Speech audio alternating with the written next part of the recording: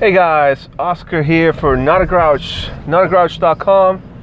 If you don't mind, go check it out when you get a moment.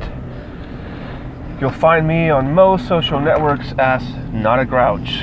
And what I want to tell you today is about social media and blogging and making money online. I'm not going to talk about all three different things, but I'm going to cover one main guideline. And I should say rule, actually. Let's get to it.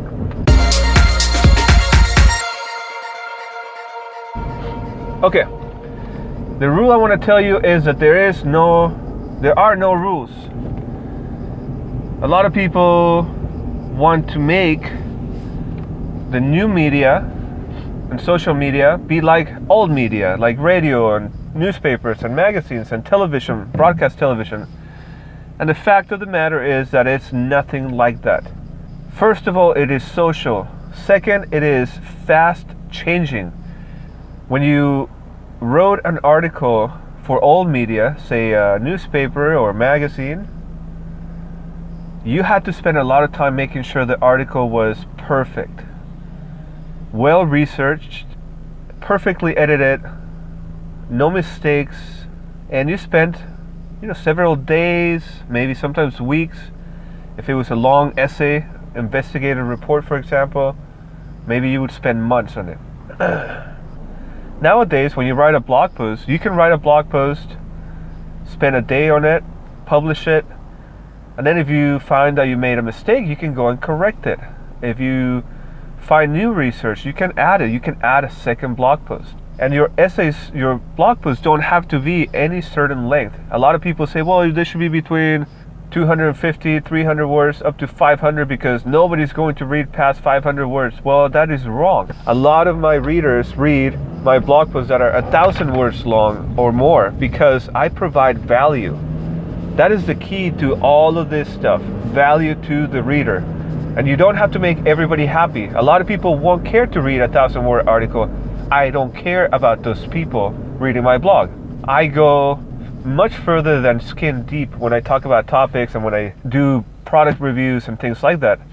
So I don't have to restrain myself to 500 words or less. Sometimes I make a short blog post, sometimes I make a long blog post. It is really about how I want to convey myself. So people ask me, how long should my blog post be? And the answer is as long as it needs to be to get the point across and keep people informed. The same thing applies to YouTube channels, YouTube videos. There are people that are very successful making 90-second videos with, quick little comments about something, and they're off to the races.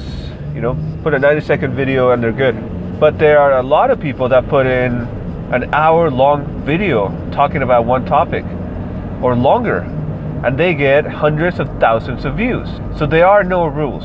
The rules are that you need to find your corner of the internet and make it your own. Find the people that are interested in what you have to say rather than trying to please everybody, because you will never be able to do that. Seth Godin, one of the greatest marketers of today's generation, he says, if you want to be successful, you have to be on the fringes. You have to be on the edges. That's where the sweet spot is. If you're in the middle, where everybody's happy with you and everybody likes you, you're average. You're not doing anything interesting. You're not informing anybody in a really, really great way. You are trying to please the crowd. And in my opinion, you should not do that. You should try to do what's best for you, and whatever you are able to do that provides the most value to your audience.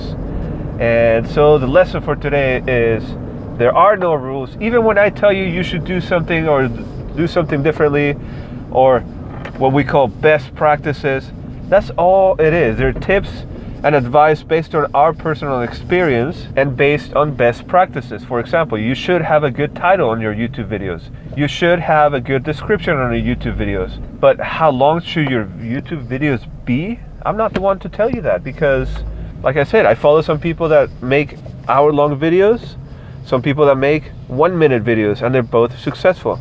It's all about their delivery and the content. So next time you hear somebody telling you or wagging their finger at you about how you're supposed to do something, ask yourself, what is their background? Why do they know this? Why are they telling me this? And does it go against my core offering? And if it goes against your core offering, forget that advice. If the person has experience because whatever it is that they're talking about, then consider that experience and see if it lines up with your interests. And that's it. Don't fret about it. Don't freak about it. Just get it done. If you're in the 90-day video challenge, get your video done today. We have people now doing video number 30, I believe. And I think today I am posting video number 16 for myself. So everything's going great. A few people already dropped off or missed a day or two. And if you are watching, stay tuned. When I get to video number 30 or 45, I'm going to announce a brand new challenge for the 90-day video challenge. So as soon as I finish, I'm going to kick off a very organized, scheduled challenge that will actually pay you money. Yes, we're gonna bet on each other, put some money on the line. Stay tuned for that. More information on that coming up in a new video. And until next time, I'll see you around. Have a good one. Leave a comment, like it, do all the fun stuff. Bye.